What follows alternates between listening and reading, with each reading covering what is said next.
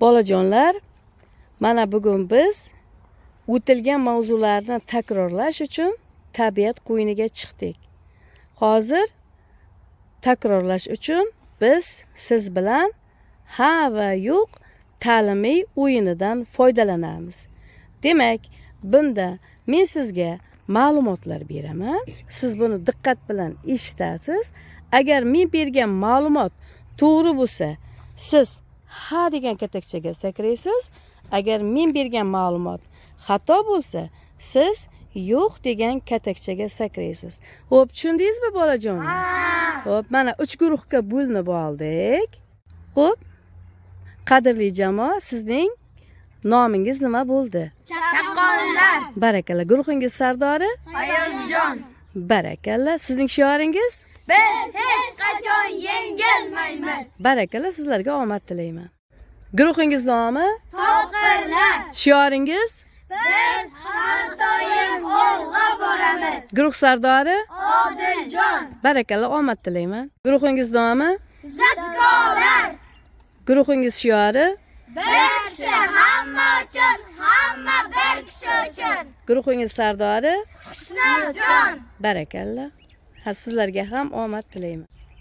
Tayyormisiz? Ha. Unda boshlaymiz. Shaxs va narsaning harakatini bildirgan so'zlar fe'l so'z turkumi deyiladi. Barakalla. Fe'llar qanaqa so'rog'iga javob bo'ladi? Barakalla. Alifboda 24 ta undosh tovush bor.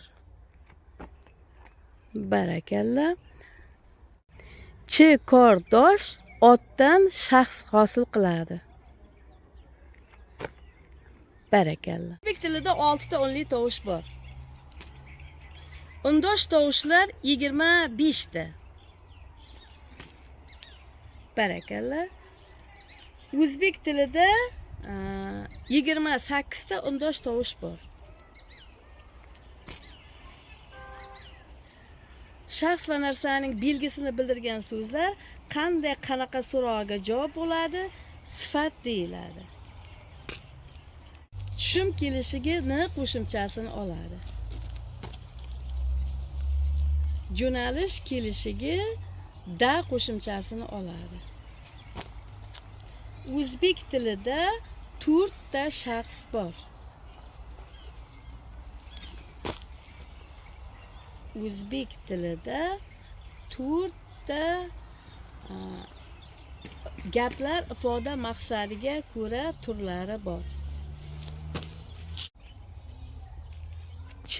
Kordosh otdan shaxs yasaydi. Kan, qan fe'l yasovchi qo'shimchalar.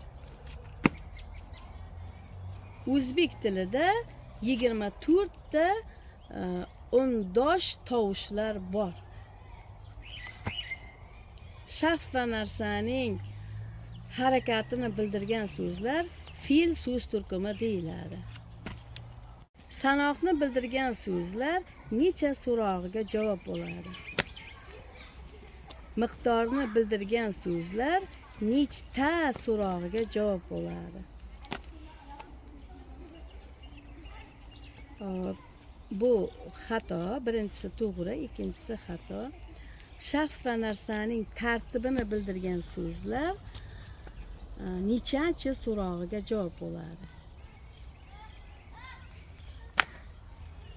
Demak, bu sakrashing ham xato, chunki men to'g'ri nima qilgandim? Ha deyishimiz kerak edi. Xo'p, shaxs va narsaning nomini bildirgan so'zlar ot so'z turkumi deyiladi. O'zbek tilida 6 ta kelishik bor. Qaratqich kelishigi ning qo'shimchasini oladi. To'g'ri. Shaxs va narsaning harakatini bildirgan so'zlar nima qildi, nima qilyapti, nima qilmoqchi so'roqlariga javob bo'ladi. Men keldim. Bu yerda ega men Shaxs va narsaning nomini bildirgan so'zlar kim-kimlar, nima-nimalar, qayerlar so'rog'iga javob bo'ladi. Jo'nalish kelishiga n qo'shimchasini oladi. Jo'nalish kelishiga n qo'shimchasini oladi. Xo'p, yo'q, bu yerda savol noto'g'ri edi, bitta xato. Harakatni bildirgan so'zlar qanaqa so'roqlarga javob bo'ladi? Birlikdagi otlar men, sen, u. Lash, illa, ulla fe'l yasovchi qo'shimchalardir. Kordosh shaxs nomini anglatmaydi.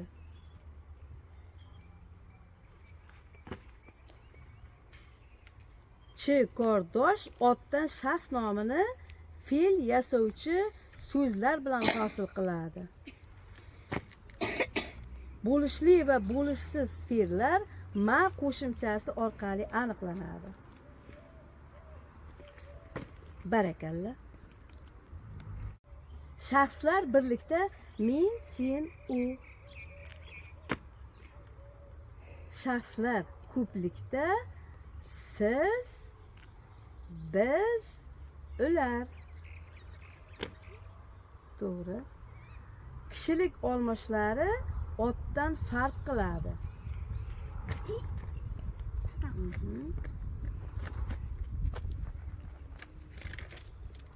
Kishilik olmoshlari biror shaxsning nomi bo'la olmaydi.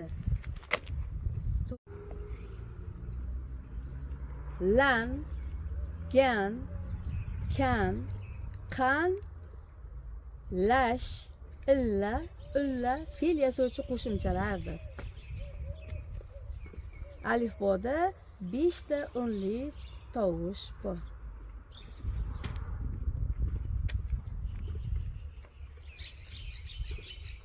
Ko'plikda ikkinchi shaxs siz kishilik olmoshidir. Bu yerda adashding, bu javob ha edi. Xo'p. Kordosh otdan ot yasaydi. Sonlar sanoq son, tartib son, miqdor songa bo'linadi. Miqdor son ta qo'shimchasini olib, nechta so'rog'ini oladi. Adashding, bu javob to'g'ri. Ha, to'g'ri adashdi. Xo'p. 10 ta gulim bor. Bu miqdor son. Gaplar ifoda maqsadga ko'ra 4 turga bo'linadi. Tartib son nechanchi so'rog'ini oladi? Miqdor son nechta so'rog'ini oladi? Yo'q. To'g'ri edi, endi adashib ketding. Xo'p. Sanoq son necha so'rog'iga javob bo'ladi? Sanoq son necha so'rog'iga javob bo'ladi? To'g'ri. Qaratqich kelishiga ning qo'shimchasini oladi. Tartib bilan terilgan harflar alifbo deyiladi. Alifboda 4 ta unli harf bor. Alifboda 24 ta undosh tovush bor. Gaplar ifoda maqsadga ko'ra 4 turga bo'linadi. Gaplar ifoda maqsadiga ko'ra darak gap, so'roq gap, buyruq gap va his-hayajon gapga bo'linadi. Miqdor sonning so'rog'i nechta? Sanoq sonning so'rog'i necha? Men 13-qavatda yashayman. Ushbu gapda tartib son qatnashgan. Kor, dosh, ot yasovchi qo'shimchalar. La, lan, lash, illa, ulla fe'l yasovchi qo'shimchalar. Bo'lishli fe'llar o'z ichida 10 turga bo'linadi. bo'lishli va bo'lishsiz fe'llarni ma qo'shimchasi ajratadi. Birinchi shaxs birlikda men kishilik olmoshi.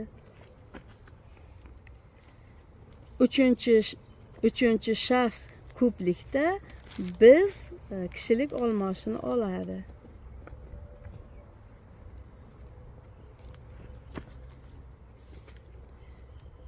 Shaxslar ko'plikda birinchi shaxs biz, ikkinchi shaxs siz, uchinchi shaxs ular qo'shimchalarini oladi.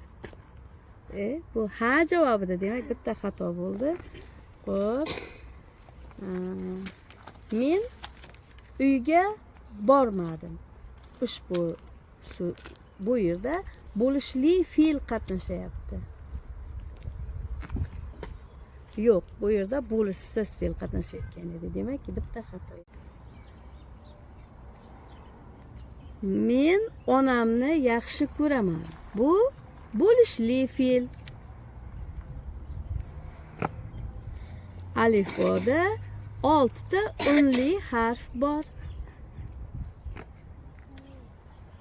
Chekordosh otdan shaxs nomini yasaydi.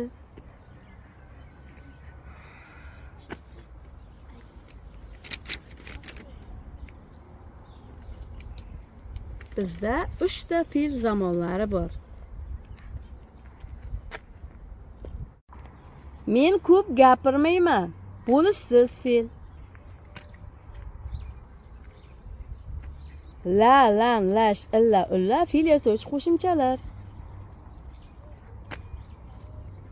Kecha dars tayyorlamadim. Bo'lishli fe'l.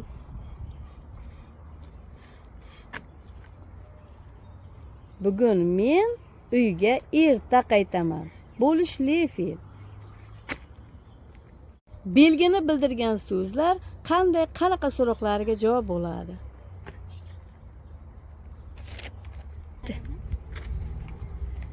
Oltita kelishik bor. Jo'nalish kelishiga ga qo'shimchasini oladi. Bo'lishli fe'llar bo'lishsiz fe'llardan ma qo'shimchasi bilan farqlanadi.